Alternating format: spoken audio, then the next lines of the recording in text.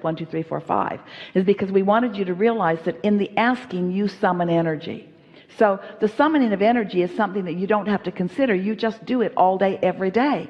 You can't stop summoning energy because you can't stop living life, and you can't stop focusing, and you can't stop attracting. You can't stop law of attraction. You can't take yourself out of the game.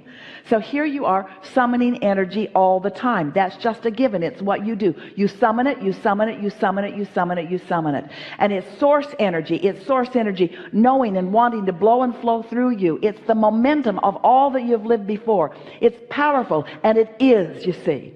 So you can't stop. You can't cease the summoning of energy, but you can not allow the energy that you're summoning. And that's what your emotions are all about. To the degree that you allow the energy that your life is summoning, you feel fantastic. But if you don't allow the energy that you are summoning, you feel lethargic, you feel exhausted, you feel a depletion of energy. And it's not because there's a depletion of energy, it's because there's a false stopping of the energy that you've summoned. It's like pulling and pushing it at the same time.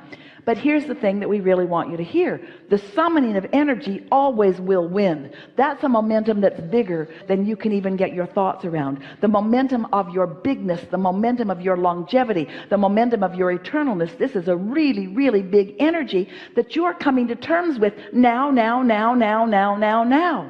So when you're born with big purpose like you are, and you pick up thoughts along your physical trail that say, I'm not good at this and I'm not worthy, so that you block the energy that you've naturally summoned, then you feel belligerent and uncomfortable. But when you are allowing the energy that you've naturally summoned to flow, then you are thriving and you're successful and you're happy. You see what we're getting at? Totally. Yeah. So it doesn't matter what's happened to you in your physical body. It doesn't matter how ornery or worried or negative or fearful or happy or appreciative or loving you've been. Nothing matters that happened before this now, when you have control of what you do with the energy that you've summoned. Right here and now, you have some control about the energy that you've summoned. You can let it in or not, and the more of it you learn to let in through practice, the more you thrive and the better you feel, the more vital you are, and the better life is, and the more sweet spots you stand in, the more you rave about the beauty of your life. And the more you don't let it in, then the more pessimistic you become, the more controlling you try to be, the more ornery you are, the more unpleasant you feel, and on and on and on. It's all about what you're doing in the now. So are we in some form of agreement? Do you accept that the energy is flowing and that you've been summoning it? Yes. And do you accept that it was flowing even before you got here in this physical body? Do you accept the momentum of the energy that's flowing? Yes. And do you accept that your inner being is in on all of that, flowing with the energy, flowing with it to you, consciousness flowing, it's energy flowing. And so then do you accept that you have some sort of relationship with that energy that is summoning, that you can't stop from summoning? It's inevitable. You have summoned it. It's inevitable. But what am I doing with it now? And if you want to know, as you said to us, and someone else did too, if you want to know what you're doing with the energy that you've summoned, oh, what a momentum. Lifetimes of momentum, lifetimes of goodness, lifetimes of expectation. Talk about momentum. Not just what you've added in this physical time-space reality. This momentum of who you are and what you're about. If you want to know what you're doing as you meet the energy, if you want to know, 2 ways to know. How do you feel? And how are the manifestations of your life presenting themselves to you? Isn't that nice to know? And isn't it nice to know that you can do something about it now? Do you think you have the ability to be a little bit more optimistic? Even when it's hard, do you think you have the ability to be? Can you speak more positive words? Can you stop arguing for your limitations? Can you look for reasons to feel good? Can you get an early start on it? Can you get a good night's sleep? Can you get up and look for good things to feel good about? Can you get some positive momentum going within yourself? Can you match the momentum that's coming? Not right all at once, you can't, because it's really a whale in energy and it's flowing. You're going to have to find some way to get up to speed with it. You do it in part coming to something like this. You're getting up to speed with the energy that you are in this conversation that we're having together. You are. You can feel it in yourself, can't you? Can't you feel yourself becoming clearer and surer about things? Don't you feel like you know things that you didn't know even a few hours ago? Don't you feel more confident? Aren't you feeling the energy flowing? You are. You're allowing more of it to flow through you because you've been listening. Now you could go to a concert and listen to that. You could go swim with the dolphins and do that. You could put your feet in a stream that is flowing. There are so many ways to get yourself up to speed with this energy that's flowing. But friends, nothing less will do. There's no point in writing any more books about what to do. Who's right and who's wrong about things. There's no point in discussing behavior or actions, because all that is just sort of accepting not being connected and then just making the best of it as we bang around together. That won't do for you. You've got the energy that creates worlds flowing through you, you see. You've summoned more than you are right now allowing, and that's true of almost every person that we ever visit with.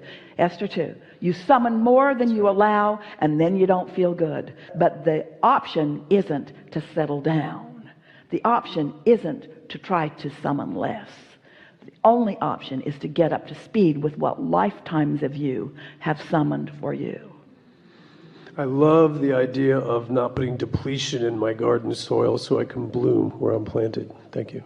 Yeah, depletion's a fallacy. It doesn't exist. It doesn't exist in a resourceful universe. Really good. Thank you.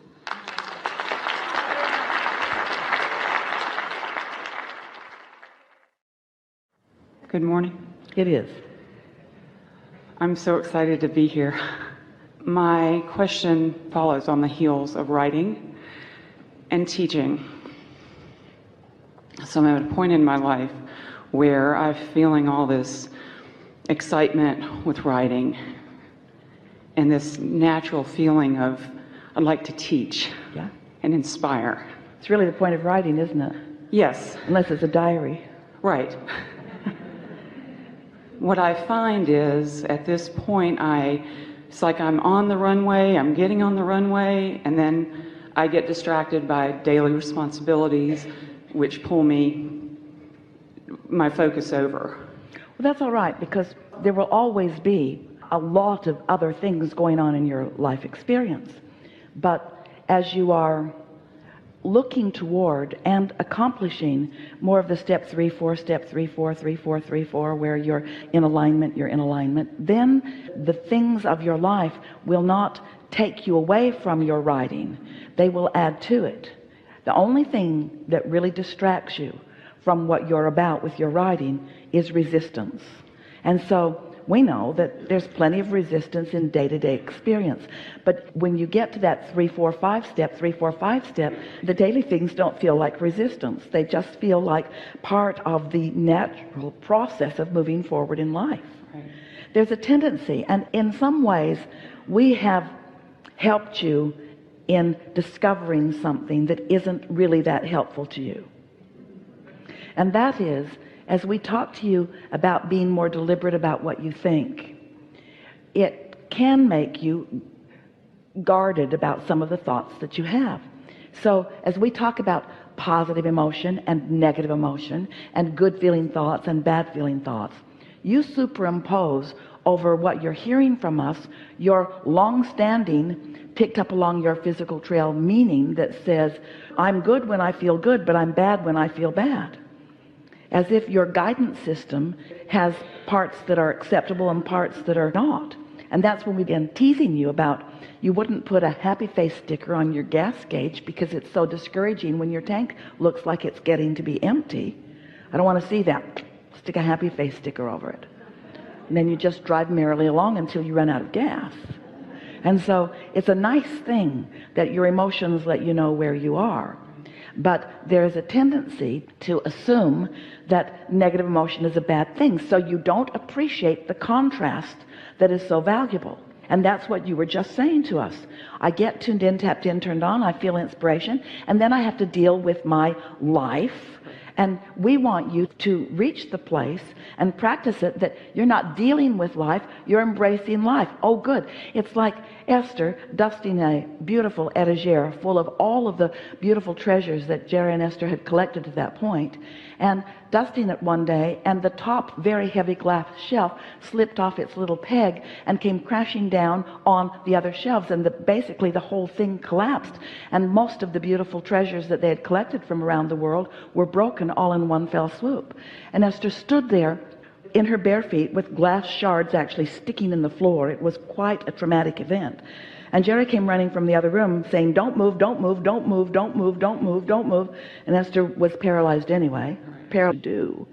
And she stood there, and when Jerry took a look at it, he said, oh good, something to buy. Oh good, something to buy. They really were out of shelf space. Oh good, something to buy. And that's the way we want you to feel about life as it comes to you. Oh good, something to clarify. Oh good, something to understand. Oh good, something to examine. Oh good, something to launch rockets of desire about. Oh good, something to line up about. Oh good, expansion coming from this. Not distracting, life-giving. Right. Your life is not distracting you from what you really want to write about. It's life-giving about what you really want to write about, you see. That is true. It is true. That is true. But don't write that stuff he wrote, because that just pisses people off. That's, in his words. That's very helpful. Enough? Enough. Really good. Thank you. Have fun with this. Thank you. Stand if you think it's you.